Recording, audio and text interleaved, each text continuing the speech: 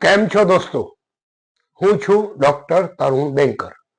હું 1991ની સાલથી theatre, television અને હવે સિનેમા સાથે સંકળાયો છું.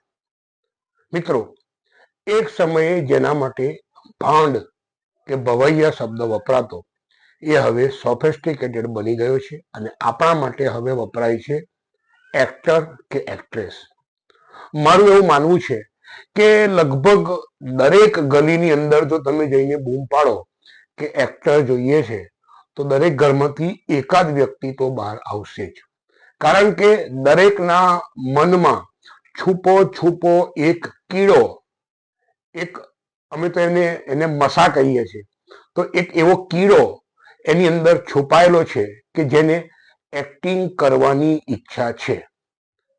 પણ ખરેખર શું એક્ટિંગ એટલી ઈઝી છે?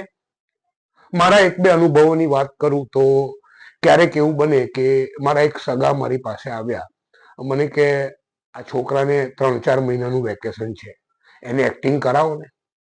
અથવા તમને પણ એવો અનુભવ થયો હશે કે આ છોકરો ભણવામાં હોશિયાર નથી, એને એક્ટર બનાવી દો ને. શું આવી રીતે એક્ટર બની શકાય? મિત્રો, નસીરુદ્દીન શાહ કે જે બહુ જ લાજવાબ એક્ટર છે, એની એક વાત મને યાદ આવે છે કે જે રીતે તમે સાયન્સ ભણો છો, જે રીતે તમે કોમર્સ ભણો છો, જે રીતે તમે આર્ટ્સ ભણો છો, ડોક્ટર બનો છો, એન્જિનિયર બનો છો કે આઈટીના ક્ષેત્રમાં જઈને ઉચ્ચતમ અભ્યાસ કરો છો, એવી જ રીતે તમારે એક્ટિંગ, અભિનય ભણવાનો છે અથવા કરવાનો છે.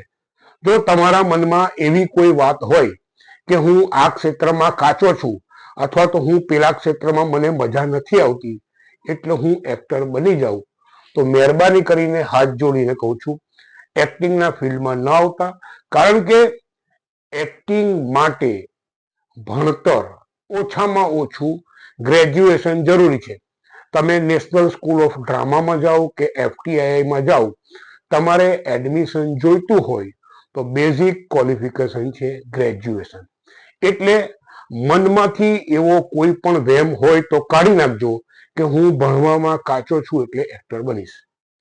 મિત્રો, આજથી આપણે આ સિરીઝ શરૂ કરી છે. આજે 2 ફેબ્રુઆરી 2025. આજથી લઈને 8મી ફેબ્રુઆરી સુધી સતત 7 દિવસ સુધી આપણે આ પ્રકારના વિડીયો આપણી અપૂન કા અડ્ડા ઇન્સ્ટાગ્રામ અને યુટ્યુબ ચેનલ ઉપર રાત્રે 7 કલાકે રિલીઝ કરીશું. જો તમે પણ આ ક્ષેત્રમાં સિરિયસલી આગળ વધવા માંગતા હોવ તો અમારું આ ચેનલ અથવા ઇન્સ્ટાગ્રામ પેજ ફોલો કે સબસ્ક્રાઇબ કરી લેજો, જેથી તમને આ પ્રકારના વિડીયો સતત મળતા રહે. તમે જોઈ રહ્યા છો Apun Ka Adda. Subscribe channel, like and share video.